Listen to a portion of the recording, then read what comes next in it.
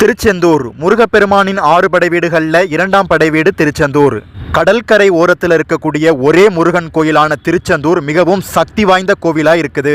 தூத்துக்குடி மாவட்டத்தில் இருக்கக்கூடிய இந்த திருச்செந்தூர்ல தான் முருகப்பெருமான் சூரபத்மனை வென்றார். சூரனை ஜெயம் கொண்டதால் ஜெயந்திநாதர் என்றும், சிவபெருமானுக்கு பூஜை செய்து வழிபாடு செய்ததால் பூஜா மூர்த்தி என்றும், சண்முகர், சுப்பிரமணியர், செந்திலாண்டவர், கடற்கரை ஆண்டி என்று பல பேர்ல அழைக்கப்படுறாரு. முருகப்பெருமானின் பக்தர்களுக்கு ரொம்ப ரொம்ப ரொம்ப பிடிச்ச ஒரு கோவில்னா அது இந்த திருச்செந்தூர் தான். திருச்செந்தூருக்கு சென்று வந்தால் வாழ்வில் திருப்பம் வரும்னு சொல்றது 100% உண்மைங்க. திருமணமாகல, குழந்தை இல்ல, கடன் தொல்லை, கஷ்டம், கவலை, இப்படி எப்பேற்பட்ட பிரச்சனையும் திருச்செந்தூருக்கு போயிட்டு வந்தா தீருது. கடல்ல குளிச்சிட்டு நாளி கிணறுல நீராடி தூண்டுகை விநாயக பெருமானுக்கு விடலை போட்டு வணங்கிட்டு மூவர் சமாதிக்கு செல்லணும்.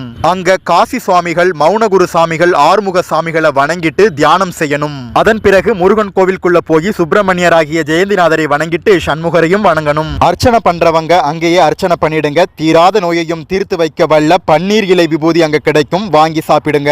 திருச்செந்தூர் முருகன் கோவில் குரு ஸ்தலம்ங்கிறதுனால உள்ள இருக்கிற குரு பகவான வழிபாடு செஞ்சுட்டு வள்ளி தேவானையையும் வழிபாடு செய்யணும். முருகன் வழிபாடு செஞ்ச பஞ்சலிங்கம் இருக்கும், அதை வழிபட வாய்ப்பு கிடைச்சா வழிபாடு செய்யுங்க.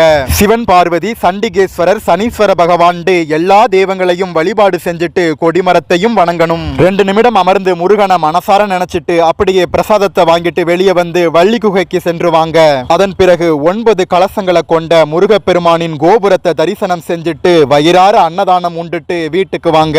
திருச்செந்தூர் முருகன் கோவிலுக்கு சென்று அவரை மட்டும் வழிபாடு செஞ்சுட்டு அப்படியே வீட்டுக்கு வரணும், வேற கோவிலுக்கு செல்லக்கூடாது. இப்படி வழிபாடு செஞ்சால் திருச்செந்தூர் முருகன் உங்க வாழ்க்கையில அதிசயத்தை நிகழ்த்துவார். நீங்கள் நினைத்தது நடக்கும், கேட்டது கிடைக்கும். திருச்செந்தூர் முருகன் அருளால் உங்கள் வாழ்வில் திருப்பம் வந்து ஜெயம் கிடைக்கும். திருச்செந்தூர் முருகனுக்கு அரோகரா. ஓம் சரவணபவ.